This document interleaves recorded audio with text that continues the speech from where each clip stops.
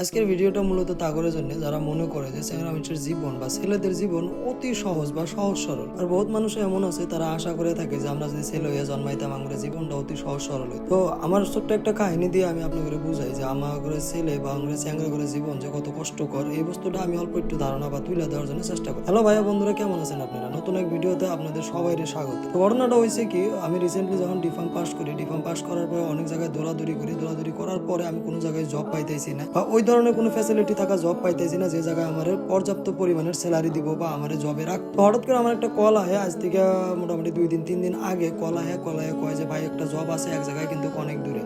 তো আমি কোনো প্রশ্ন না করে আমি সিধা কই যে ভাই কোন জায়গায় আছে। যে মানুষটা আমার চাকরি নিয়ে দিতেছে ও আমার সহজ সরল ভাষায় কয় ভাই তুমি যেখানে থাকো ওই জায়গা থেকে প্রায় 1600-1700 কিলোমিটার দূরে। তো আমি বেশি কথা না বাড়াইয়া আমি কই যে ঠিকই আছে আমি রওনা দিব, কারণ চ্যাংড়া মানুষের জীবন কামাই রোজগার করার জন্য মানে বহুত দূর দূরান্ত যাওয়া মানে বাধ্যতা মানে কি, যদি কামাই রোজগার ঠিক মতো না করা হয় ঠিক মতো তুমি সংসারে বা তোমার সমাজে বা তোমার যেটা জীবন ওটা তুমি ঠিক মতো চালান পারবা না। আর সমাজে থেকে বহুত ধরনের কথা আইবো যে ভাই তুমি একজন চ্যাংড়া মানুষ হয়ে কামাই করতে চাও না বা কামাই করা হারতে চাও না। ওই জন্য আমার মতো যারা চ্যাংড়া ম্যাংরা আছে তারা কামাই করবার নিয়ে খালি 1500-1600 কিলোমিটার দূরে না, হাজার হাজার কিলোমিটার দূরে যায়, নিজে মেহনত করে সংসারই চালায় আর সমাজে ভালোভাবে স্থাপিত হওয়ার জন্য চেষ্টা করে। তো আমি ওই জায়গা থেকে রওনা হই মোটামুটি রাতের 10টার টাইমে। আমি যে জায়গায় থাকি ওই জায়গা থেকে মোটামুটি আমি শিলচরে যেতেছি, শিলচরের মোটামুটি ধরেন 2000 কিলোমিটার হবো টোটাল। তো আমি ওইরকম কথা না পারি, আমার হাতে আর একজন সঙ্গী আহে, মানুষটা খুবই ভালো, নাসির বাইকের নাম, মানুষটা বরবাটার। তো আমরা দুইজনে যোগাযোগ কইরা এরা আমরা গুয়াহাটি পাই এরা টিকিট বুক করা ছিল আগে থেকে, ভালোই করছিল। ওই মানুষটা আমার ভালো একটা হেল্প করছে, ভালো একটা মানুষ। তো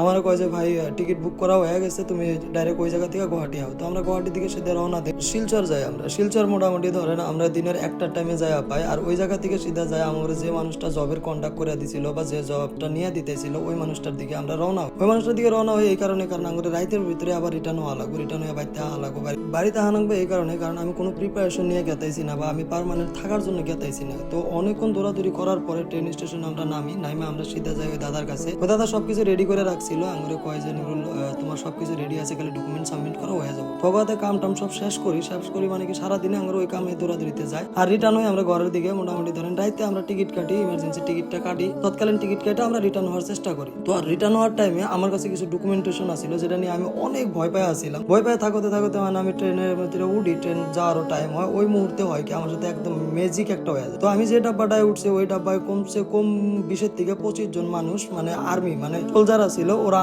আমার সেম কোচে মানে উঠছে। তারপরে আরো একটা ফ্যামিলি পাই, আমি ফ্যামিলিটা দেখে এত সুন্দর লাগছে, ওরা মানে আমার হাতে এত ভালো বিহেভ করছে মনে করছে অত ভালো মানুষ আমি আজ অব্দি দেখি নাই। এই কারণে, কারণ আমারে ওরা একদম ফ্যামিলির মতো ট্রিট করছে না, ওরা কোনোদিন আমার জানে না, ওরা আমার চেনে, তারপরে ওরা সারাটা রাস্তা আমার মানে ফ্যামিলি মেম্বারের মতো মানে ওইরকম করে আইছি আমরা। কারণ আমার কোনো টেনশনই আসছিল না যখন ওরা আমার কাছে বইছে বা আমি যখন দেখছি ওগুলো ব্যবহার পাতি দেখছি, ওরা বাড়ির থেকে খাওয়া নিয়ে আহে, আমার খাওয়া খাওয়ায়, ওগো বাড়ির খাওয়া খাওয়ায়, আমার সবজি নিয়ে আহে, ভাত নিয়ে আহে। আমি যখন ভাতের নিয়ে যাই ওরা, আমার দাদা ছিল যেটা এই মানুষটা দেখতে এসেছেন, যে উনি আমার কয় নুরুল তুমি সবজি নিও না, আমি সবজি বাড়ি থেকে নিয়ে আইছি, আমি ওই জায়গা থেকে তোমার সবজি শেয়ার করে দিব না, ওই জায়গা থেকে খাই। তো আমিও বেশ অগরের কাছ থেকে সবজি নিয়ে আমি ভাতটা খাই, কারণ বাড়ির ফিল্ডটা পাইতেছিলাম আমি। তো ইতিমধ্যে আমরা ট্রেন স্টেশনে আয়া পাই, মানে গুয়াহাটি স্টেশনে আয়া পাই, সকাল 7টা-8টার ওইদিকে আমরা ট্রেন স্টেশনে আয়া পাই। তো দাদা আমার কয় যে আমি গোয়ালপাড়া ওইদিকে যাবো, তুমি একটা টিকিট কেটে নিয়ে জেনারেল কোচের, তো আঙ্গুর হাতে যাওয়া পারবা। তো আমি সিধা যাই ট্রেন টিকিট কাটবার নিয়ে, ওন থেকে টিকিট কেটে নিয়ে সিধা আমি দাদা ঘরের কাছে বগলে আই, মানে ফ্যামিলি মেম্বারের মতো একদম সিধা এরকম হয়ে গেছিল।